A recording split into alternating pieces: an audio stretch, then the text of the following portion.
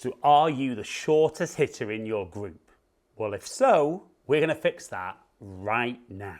So we're going to watch the best golfers in the world drive the ball, and Rory McIlroy is a great example.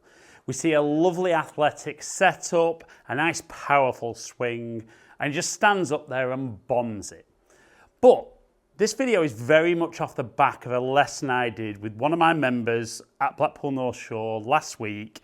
And he was one of those golfers who felt that he kind of got driver in play, but he'd set up to the golf ball, kind of put a swing on it, and it was nice and straight, but it kind of didn't really carry far, and he was relying an awful lot on run out, which is currently okay in the UK because the ground's rock solid.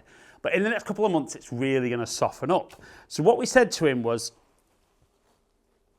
when we looked at his game, he said, generally my short game is unbelievable, but I don't feel I hit the ball anywhere. So if I could get there quicker, I feel my scores could come down.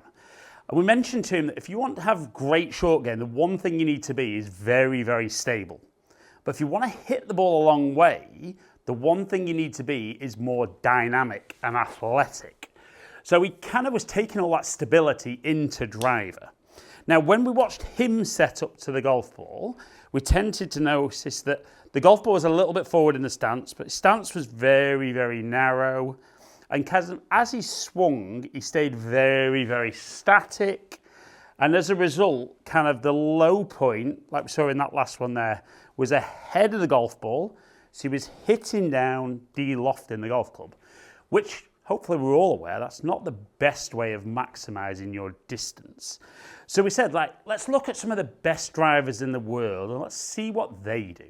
So we used Rory as the first example, and we said when we watch Rory set up to the golf ball, that ball's forward, but his stance is much, much wider. We're almost talking about the shoulder width being the inside of his heels. So it's a much wider setup to the golf ball. And also, once that ball's forward, he's actually got a very slight tilt to his spine away from the target, which is going to encourage that low point to be a little bit more behind so the club can travel up. So the first thing we said is, right, let's get you setting up to the golf ball more like we would see somebody like Rory. And I did stress I'm not going to get him swinging like Rory, but let's at least build some of those fundamentals in. So we said what we're going to do, nice and wide, and definitely feel that the feet are a bit wider than the shoulders. Now the benefit for this is it allows him to move a little bit more side to side, which is a key component to generating some club head speed. That little bit of spine tilt away, and we're actually going to try setting the club back a little bit, which is going to then help with kind of shoulders being more square. And then from there, all we said we want to do, we're going to swing back and feel like we get this shoulder back behind the golf ball. And then we're going to drive the lower body towards the target, but feel that kind of the sternum stays back behind the golf ball. So not too much to think about, but get there. And I said, I don't want you to necessarily try and even swing any quicker. Just from that setup, focus on what we did. And his first swing was very, very different. We saw not a massive change in club head speed, but all of a sudden the low point was behind. So we can see there 3.4 inches behind. Club's travelled up 2 degrees.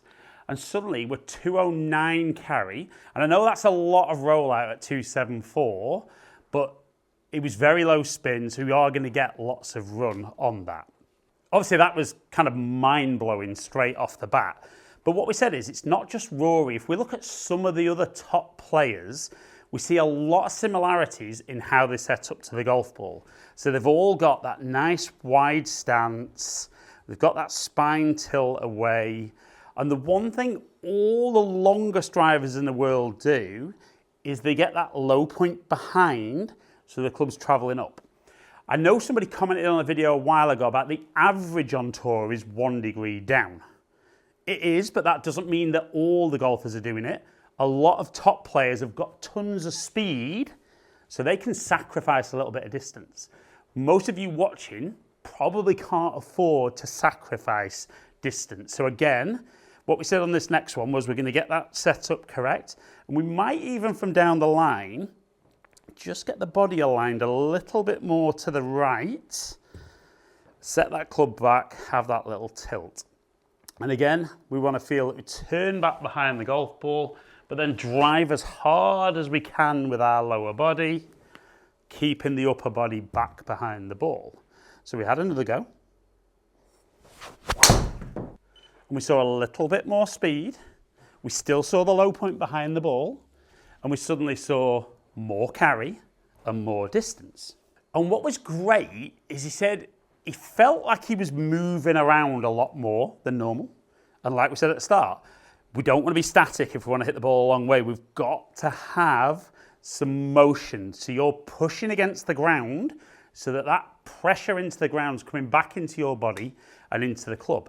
But he also made the point that even though he was swinging faster, it actually felt more effortless, which was interesting because he said when he's tried to hit the ball hard in the past, it felt very tight. And I think that's something that will probably resonate with a lot of you out there. I'm not talking about trying to hit the ball hard. I'm talking about setting up in an athletic position and then creating some speed, and the golf ball just gets in the way.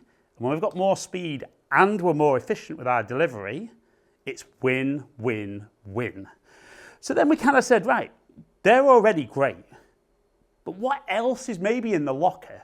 So we said, could you, from that setup, and again, get that club back, make sure those shoulders are there, because sometimes when it gets next to the ball, see the shoulders are left. So that's set back, bit of spine tilt. And I said, look, let's just swing one as freely as you can and see what happens. And we noticed another jump in club head speed. The low point actually went a little bit further behind, so he hit up even more. And then as a result of that, we saw even more carry and more rollout.